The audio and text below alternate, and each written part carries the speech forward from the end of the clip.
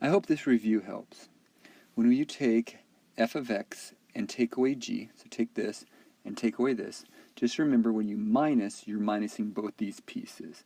And that's why it becomes a negative and a positive, because when you minus, you're adding the opposite. So the opposite and opposite. And then you combine like terms.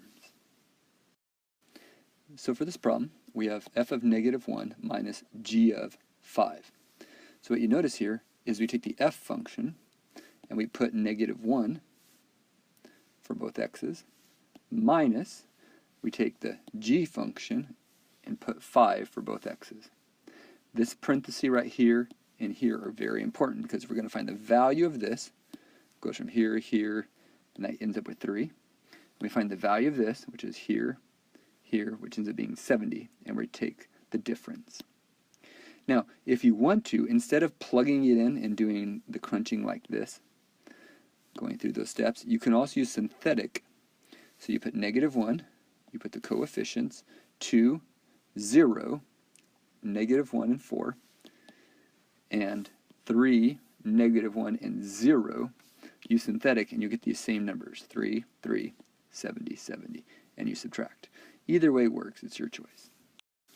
For this particular problem, you're finding the product of f and g. Product means multiply, so make a box with this on one side and this on the other. You multiply like a multiplication table, and we combine any boxes that are the same. These boxes have the same type terms.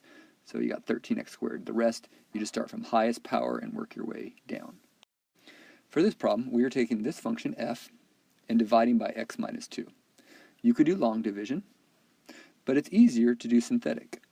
So the factor is x minus 2, so what would be at 0, or what would make this 0 is positive 2. So the coefficients, 2, 0, because there's no x squared, -1 and 4. You put those there, and then you use synthetic, and then you take this is your number, this will be your x, and this will be your x squared coefficients, and that's your remainder. You always put it over your divisor. And that's a lot easier than doing the whole long division, but you can do the long division as well. So of f of x right here, is x plus 3 a factor? Well, to do that, we could divide. That takes long. I'm going to check the 0, so it would make this 0 is -3. I use synthetic, and since the answer is not 0, or meaning there actually is a remainder, it is not a factor. If it is a factor, you would have a remainder of 0, or an output of 0. You can also put -3 into the function itself for every x, solve it, again this way. See how they got the same numbers? That number, if that equals 0, it would be a factor. So for this one, what is the remainder of f of x plus 3? Same problem as last time. You choose -3, what makes that 0, except for this time I want the remainder. I'm not asking if it's a factor, I just want the actual remainder. It's the same exact worked out problem as last time. And again, you could use long division. These two methods are a lot quicker. So we have g, and I want to know if -1 is a 0. So we can either use synthetic with -1, or we can plug in -1, so they both get the same answer. It is not a 0 because the answer is not 0. It's a coordinate, -1, 4. So it is not a 0, which is neither is an x-intercept nor is it a root, because zeros are roots, x-intercepts are other names for them. So we're going to find the average rate of change of this function over 0 to 2. So to find average rate of change, we need to find slope. So we need to find two coordinates. See these coordinates right here? So what I did is I put 0 into g, got 0, plug 2 into g, got 10, 2, 10, 0, 0. And then I use the slope formula to find the slope. What you also could do is use synthetic to plug in 0, and 2 using synthetic to get 10. Same coordinates, but then you use the slope formula. It doesn't matter if you plug it in this way or this way. It's your call. So what is the end behavior of f? Well, since it's a cubic, that means it's a third degree. Since the number in front is positive, and since 3 is an odd number, we know they go opposite sides, and since it's positive, it's going to go up on the right. So we want the domain of f of x. So this square root graph, I want the domain. Well, square roots cannot have negatives. They can have 0, but they can't have negative. So what I mean by negative, they can't have negative inside. So the x plus 2 right here cannot be negative. So that's what this red is saying. The x plus 2 has to be greater than or equal to 0, which means it cannot be negative. Just another way of saying that. When you minus 2 over, you get x must be bigger than or equal to negative 2. You can also write it with this notation. Just make sure you put the bracket. So we want the inverse of this cube root function. So what I first did is I put the x here, and I put y for x. I used y instead of g of x. Just made it easier. So basically I switched these two. But I put y instead of g of x right there and x here. Then I solve for y. So I add the 2 over, I cube both sides, get rid of the cube root, I add 1 over, and now I got this answer. But this is the better looking answer because this is how you write an inverse. And what you should always know, if you start with the cube root, you should end with the cube. Alrighty, I want to solve when f of x equals x plus 1. This is f of x, so I replaced f of x with that function, equals x plus 1. To solve this, I first minus this 1 over, square both sides, move everything over so you get 0 by itself, factor by putting this number on top, this number on bottom. What two numbers multiply to get that and add to get this? Negative 2 and 1. So that's factored form. What are the zeros? What makes this 0 is 2. What makes this 0 is negative 1.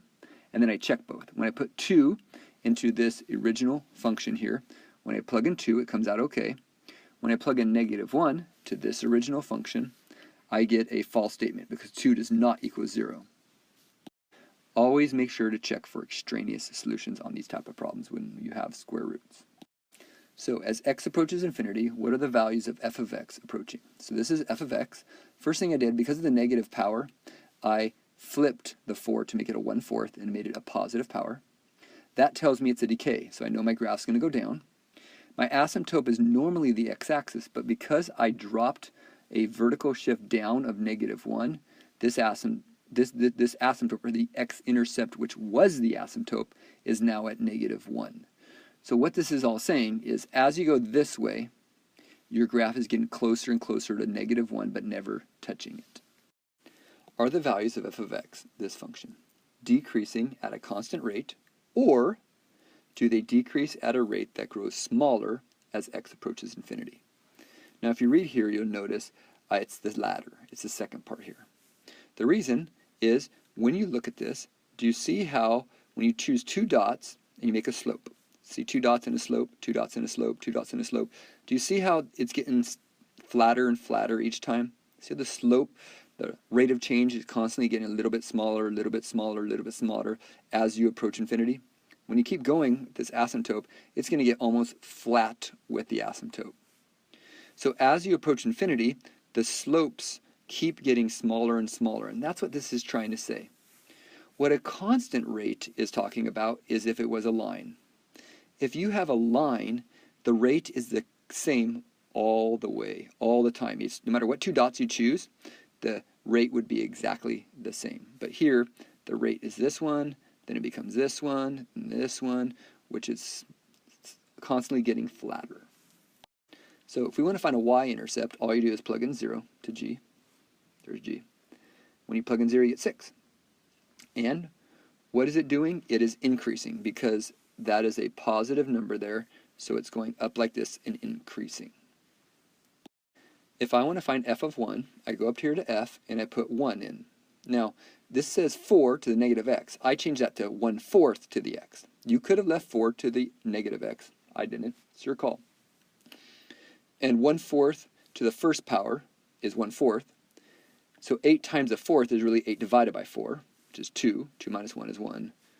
Over here, I plugged in 0, which we did on the last problem. It's called the y-intercept. But when you plug in 0, here you get 6, and then you subtract the 2 answers of f of 1, which is 1, and g of 0, which is 6. Subtract the 2. So we want to know when f of x equals 36. So when does this function equal 36? First thing I did is I take 4 and make it a 1/4 because of the negative power. So to solve this, I add the 1 over, divide by 8. When I get to here, you might try to make a log, but you'll find the log gets a little messed up. So I'm going to use a different route because logs are not going to help. So what I did is I noticed that 2 and 8 both have the same base of 2. Sorry, 4 is 2 squared, 8 is 2 cubed. Now, because it's on the bottom, I can move it up and make it a negative power. Then since this is a power to a power, I can make it a negative 2x power. The right stayed 3 the whole time. Since the bases are now the same, I know that the powers have to be equal. So I can ignore the bases and set the powers equal and solve them. So my answer is negative 3 over 2. You could check it if you had a calculator by putting negative 3 over 2 in for x. When you do that on a calculator, you would get 63. But you probably need a calculator because that's a little tricky. So I want to solve this function right here for x. Now I first took this and make it a y, just easier. We minus 1 over, divide by 5. Then once I get the e by itself, I put it on the left side because when I make a log, I like to have the exponents on the left. So I just flip-flopped. I put the word log in front and switch these two. See right here? So I switch these and this. Divide the 4 off, and log base e is ln. Now that is a possible looking answer. I replace y back with my g of x. But sometimes what they'll do is instead of leaving it like this, you should notice that if I have an ln and I have a division inside, I could separate it into 2 ln's. ln of the numerator minus ln of the denominator. And I leave the 1/4 out front. This is probably how your answer looks more often, but it could also look like it could be both. Now, again, where did I get the 1/4? Because when I divided by 4, dividing by 4 is the same as multiplying by a 4th. So you could also put it with this whole thing over 4, or you could put 1/4 in the front. There's a whole bunch of different ways to write these. You got to get used to just different ways and work with it.